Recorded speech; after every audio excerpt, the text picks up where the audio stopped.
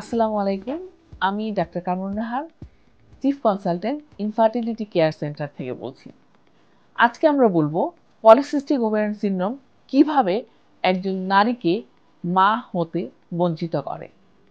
PCOS এটি একটি রোগের নাম, এটি একটি ভয়ঙ্কর রকমের ব্যাধির নাম, যা একটি মহিলার জীবনকে ধ্বংস করে দেওয়ার জন্য যথেষ্ট। তাহলে আসুন পিসিওএস কিভাবে একজন মাকে মন্দাত্বের দিকে ঠেলে নিয়ে যায়।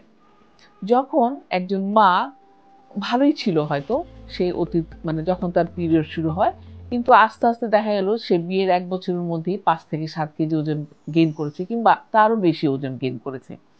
তাহলে এই ওজন গেইন করার পিছনে কিভাবে আমার পিসিওএস দায়ী? আমার ওয়েট যখন বেড়ে যাচ্ছে, একটা মায়ের ওজন যখন বেড়ে যাচ্ছে, তখন তার শরীরে পুরুষ হরমোন বা এন্ড্রোজেনের আধিক্য দেখা যায়।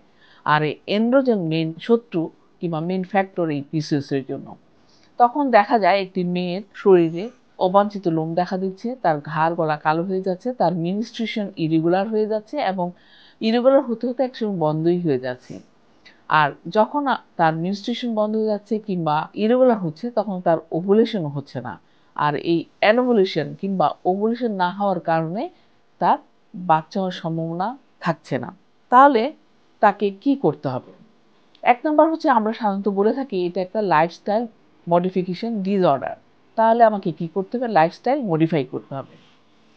যখন একজন মা এই পলিসিস্টিক ওভারিয়ান সিনড্রোম নিয়ে অনেক চিকিৎসার পর কনসিভ করেন, তখন দেখা যায় তিনি কিন্তু অন্যান্য রোগেও আক্রান্ত হতে পারেন। যেমন পলিসিস্টিক ওভারিয়ান সিনড্রোমে যারা ভোগেন, তাদের হাইপার ইনসুলিনিমিয়া হয়ে ডায়াবেটিস হতে পারে। প্রেগনেন্সির সময় তার হাইপারটেনশন কিংবা প্রেশার হতে পারে, তার অ্যাক্লাম্পসিয়া হতে পারে, আর আইইউডি হতে পারে। এবং যদি দেখা যায় সে চিকিৎসা নিয়ে বাচ্চা হলো, বাচ্চা হওয়ার পরেও কিন্তু তার মুড ডিসঅর্ডার হতে পারে, সে মানসিক সমস্যায় ভুগতে পারে, তারপর সে বাচ্চাকে ব্রেস্ট ফিডিংটা ঠিক মতো নাও করাতে পারে।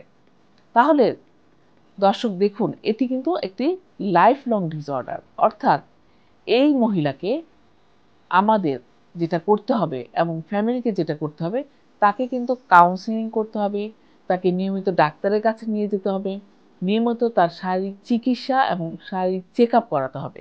এই চেক আপটা কি? এই চেক আপটা হচ্ছে যে তাকে নিয়মিত প্রেশার চেক আপ করাতে হবে, বছরে তাকে 1 বার কিংবা 2 বার ডায়াবেটিস টেস্ট করতে হবে, এবং তার যদি কোনো মানসিক সমস্যা দেখা দেয়, তাহলে তাকে মানসিক সাপোর্ট দিতে হবে এবং তাকে কাউন্সিলিং করিয়ে জীবনযাত্রার মানটাকে ঠিক রাখতে হবে। কাজেই এই যে এত সমস্যা পলিসিস্টিক ওভারিয়ান সিনড্রোম নিয়ে, তাহলে এর মুক্তির উপায় কি? মুক্তির উপায় একটাই, সেটা হচ্ছে নিয়মিত শরীরচর্চা করুন, ওজনটা ঠিক রাখুন, অর্থাৎ বিএমআই 25-এর নিচে রাখতে হবে, এবং খাদ্যাভ্যাস পরিবর্তন করুন। ধন্যবাদ সবাইকে।